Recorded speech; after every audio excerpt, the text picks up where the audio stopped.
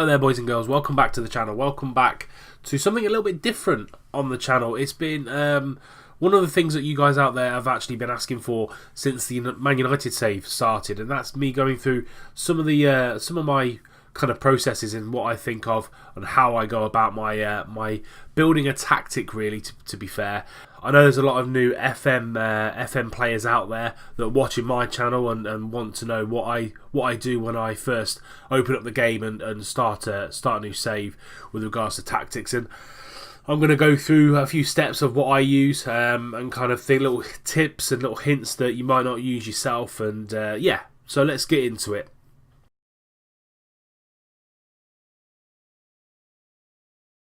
Now, the first thing I do is assess the squad.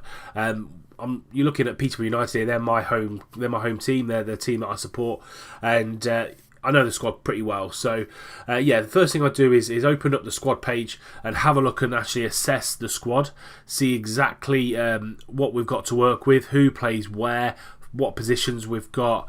Another way that I assess the squad also is having a look at the team report. Now, what that does, it gives you the strengths and weaknesses of your team. So you really want to, when you kind of got an idea of your tactic in your head, you really want to be playing to those strengths and trying to cut out any of the weaknesses that you've got. But also, you've got this little box here called squad depth. Now, if you tick on that, it shows you what depth you've got in any given formation. So if you feel that you wanted to go in with a 3-5-2, which is quite popular in real life, it tells you exactly if you've got the squad depth and the players to actually play that formation.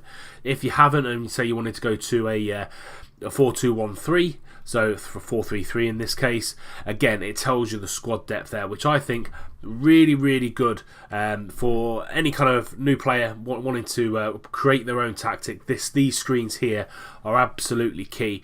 As I said, work on the strengths, kind of minimise the weaknesses, and also use that squad depth, so you know exactly who you've got in your squad and actually where you need to buy in the transfer market to make this tactic work.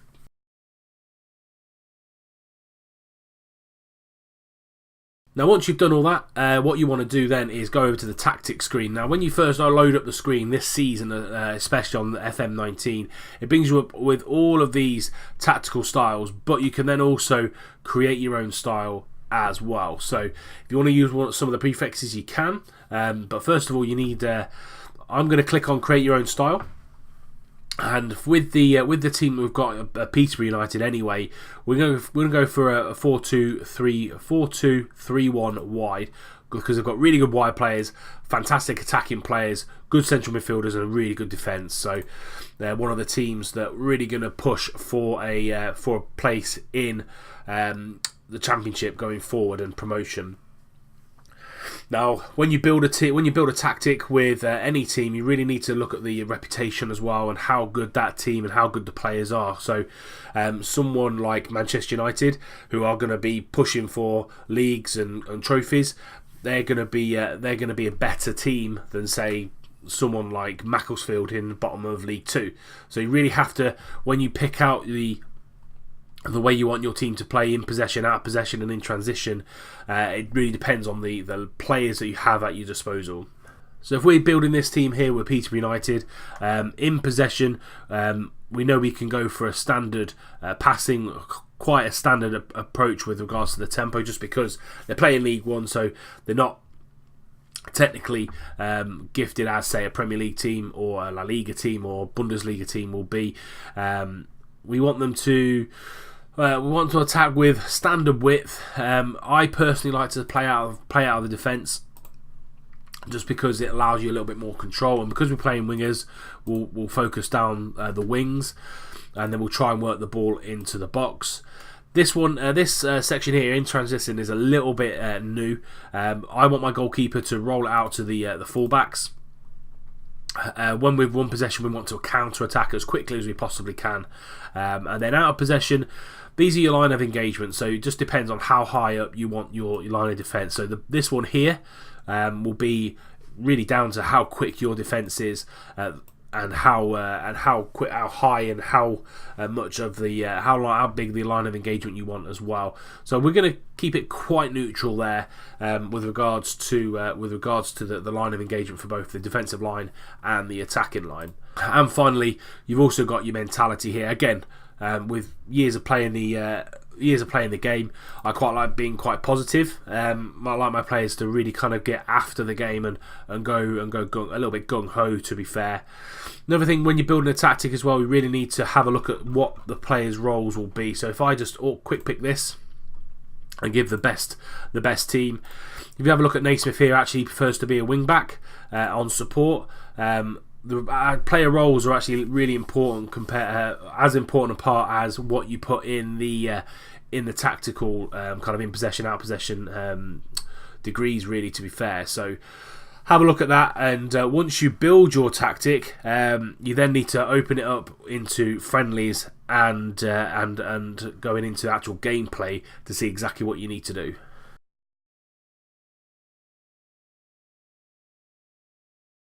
So when you've set up your tactic and you've got your roles in place and the instructions you want your players to follow, this is when you test and tweak and analyse that formation and see exactly what's working, what isn't working, and then you go on from there. So we're going to go into this match against the under-23s, and I'll show you exactly what we need to do. One of the key things with regards to this is how you actually view the game. So I know some people like 2D, some people like 3D. What I personally would say is go into 2D, and also you need either extended or comprehensive highlights. Key highlights when you're working out a tactic, when you're building a tactic, is not going to help you at all. So you need comprehensive and extended or extended highlights. I flip between the two. Just first few games probably comprehensive, and then after that you really then can narrow it down to extended and key highlights going forward. But yeah, 2D to watch the games, because then you can see exactly what's working, what isn't working within those highlights, and make sure you're on comprehensive or extended, especially until you've got the tactic absolutely down.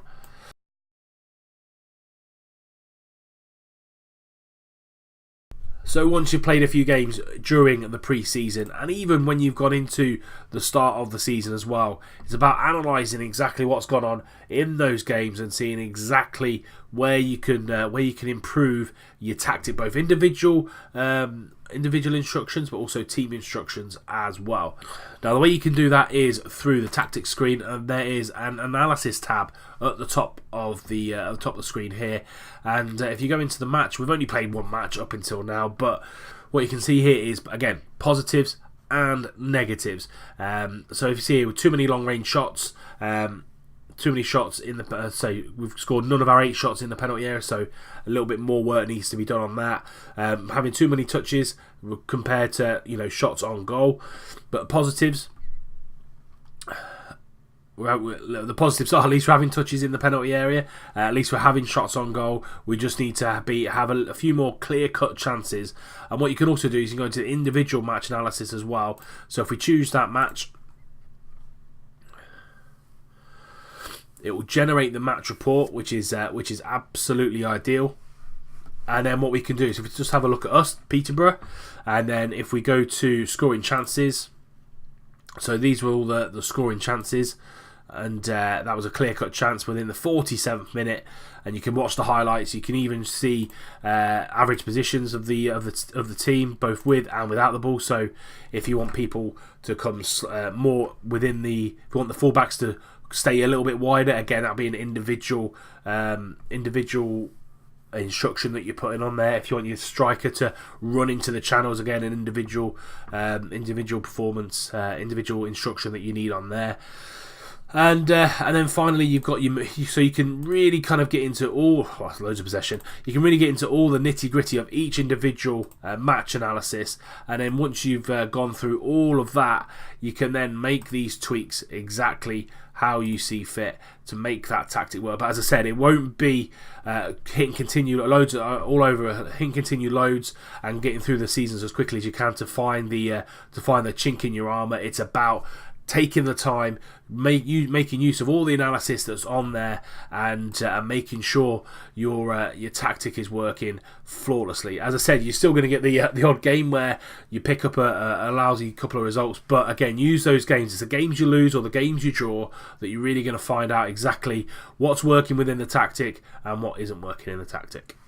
So they're my 5 steps of what I do when I start a save and really kind of getting into a new tactic and making sure it's working within the side I've got. But as I said, it's a slow process where you need to tinker around with the team instructions, tinkering around with some of the roles, making sure you've got the right people in the right roles, and also individual instructions as well within the tactic there as well. So I hope that helps. I hope that helps some of you out there that are new to the game and wanting to know how you build on a tactic. It's about having an initial idea, assessing the squad, and then using the analysis tools on FM to make sure your tactic is going to become a world beater.